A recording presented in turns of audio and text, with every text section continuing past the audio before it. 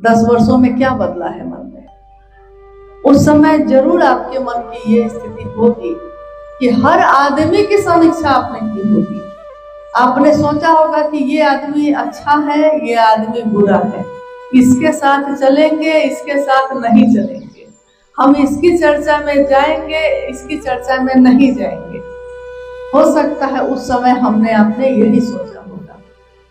प्राथमिक विद्यालय के बच्चे ऐसा ही करते हैं, परंतु जब क्लास बढ़ जाता है, योग्यता थोड़ी बढ़ जाती है, तो धीरे धीरे शिकवे और शिकायत खत्म हो जाते हैं।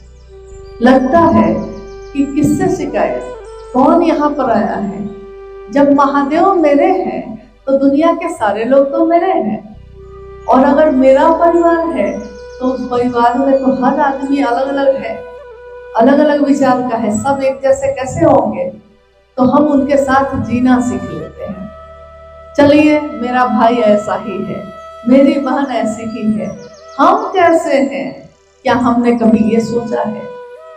एक गुरु ने अपने शिष्य को, जब वो छुट्टी में घर जाने लगा, गुरुकुल में पढ़ाई होती थी पहले, तो गुरु के शिष्य जब घर जाने लगे छुट्टी में, तो सभी शिष्यों ने बारी बारी से गुरु से कुछ न कुछ आशीर्वाद मांगा। एक शिष्य जो उनके पास आया, उसने कहा कि गुरुजी, मैं चाहता हूं कि मुझको ऐसी क्षमता दीजिए, ऐसी शक्ति मिले मुझको कि मैं जानना चाहूं कि सामने वाले आदमी के मन में क्या है, तो मैं जान जाऊं।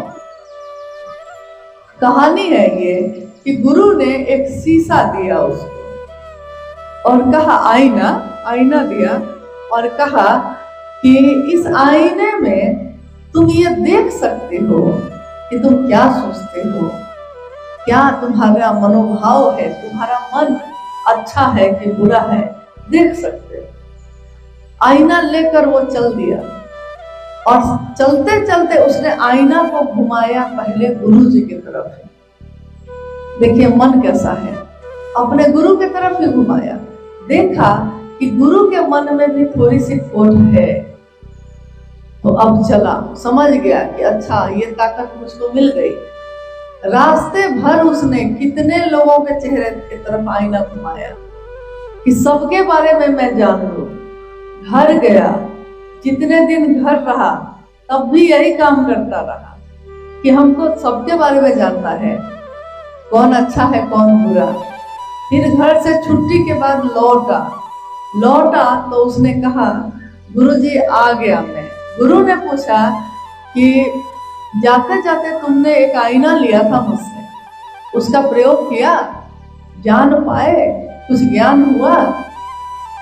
शिष्य ने कहा कि जी गुरुजी, सबसे पहले तो आपके मन में मैंने देखा कि आपके मन में भी खोट था थोड़ा सा, फिर रास्ते भर देखा, फिर घर के भी सारे लोगों को देखा। गुरु ने पूछा अपने शिष्य से कि अपनी तरफ देखा था? तो नहीं। गुरु ने कहा कि जब मैंने तुमको ये दिया था आईना, उसी समय ये कहा था कि पहले तुम जान सकते हो तुम्हारे मन में क्या है, लेकिन तुमने इसका प्रयोग खुद के जानने के लिए नहीं किया।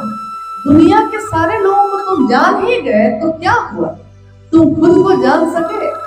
और मैंने तो ये ताकत दी थी कि तुम खुद को जानो, खुद को जानोगे तो भगवान को जानोगे, भगवान को जान लोगे तो दुनिया में कुछ भी गलत नहीं लगेगा, क्योंकि तब लगेगा इसमें भी उनकी कुछ मर्जी होगी, कुछ सोचा होगा महादेव ने, तभी तो ऐसा हुआ है। तो यही हमारी आपकी हालत भी होती है। बरसों बीत गए महादेव महादेव करते हुए, शिव चर्चाओं की धूम है, महादेव से दया मांगते हैं कि शिष्य बने। इसके लिए हम महादेव से दया किस लिए मांगते हैं कि मैं शिव का शिष्य बनूं, मैं बनूं। मैं अपने गुरु शिव से रोज ये कहती हूँ, हे शिव आप मेरे गुरु हैं, मैं आपका शिष्य हूँ, मुझे शिष्य पे दया कर दीजिए। रोज जो कहते हैं मुझे शिष्य पर दया करिए, तो बनना क्या है, पहले खुद शिव का शिष्य बनना है, और तब खुद शिव का शिष्य बनकर दूसरों को शिव का शिष्य बनने के लिए प्रेरित करना है। खुद बनेंगे तभी ना दूसरे को प्रेरित करेंगे, दूसरे को प्रेरित करेंगे तो खुद बनेंगे, ये भी मामला है।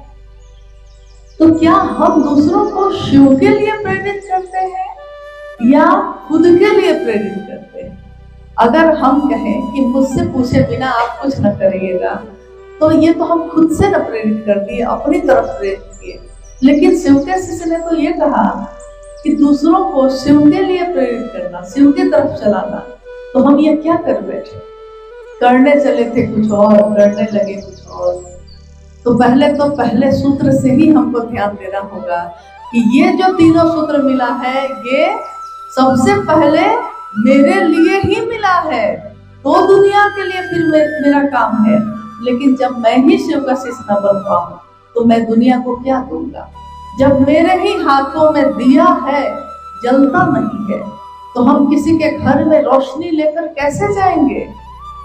अंधेरा लाने के लिए कहीं कोई टॉर्च नहीं बनता है। किसी दुकान में आपने देखा है कि टॉर्च मिलता हो अंधेरा लाने वाला? कहीं नहीं, रोशनी लाने वाला टॉर्च बनता है, मोमबत्ती बनती है, दिया बनता है, माचिस बनाए जाते हैं जलाने के लिए, आग पैदा करने के लिए, रोशनी पैदा करने के लिए। किसी भी जगह आपने नहीं सुना होगा कभी भी कि अंधेरा लाने के लिए कुछ करना पड़ता है, क्योंकि अंधेरा तो है ही, शाश्वत है, रहेगा ही।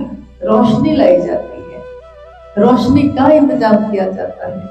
मेरे आपके मन में अंधेरा है, इसीलिए शिव के ज्ञान की रोशनी को लाना पड़ता है। और रोशनी को लाना पड़ता है, ज्ञान को सीखना पड़ता है। इंसान को तो ज्ञान को सीखना ही पड़ता है, जानवर को जरूरत नहीं, क्योंकि जानवर में ये पात्रता नहीं है कि वो जीव से शिव बन सकता है, परंतु इंसान में ये पात्रता है, वो जीव से शिव बन सकता है।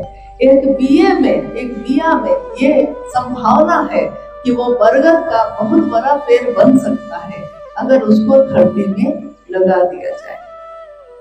तो मेरा आपका मन भी महादेव से जुड़कर महादेव जैसा हो सकता है। धीरे धीरे महागुरु महादेव सदगुरु की कुर्सी पे बैठे हमारे मन को इन तमाम संकीर्णताओं से मुक्त करते हैं। धीरे धीरे सारे बंधन छूटते चले जाते हैं और हमारा मन मात्र शिव के लिए चलना सीखने लगता है। अपने गुरु के लिए करेंगे, गुरु की महिमा का गान करेंगे और चले जाएंगे। बाकी आपसे हमारा क्या रिश्ता? महादेव का संदेश लेकर आए थे, संदेश देंगे और फिर लौट जाएंगे।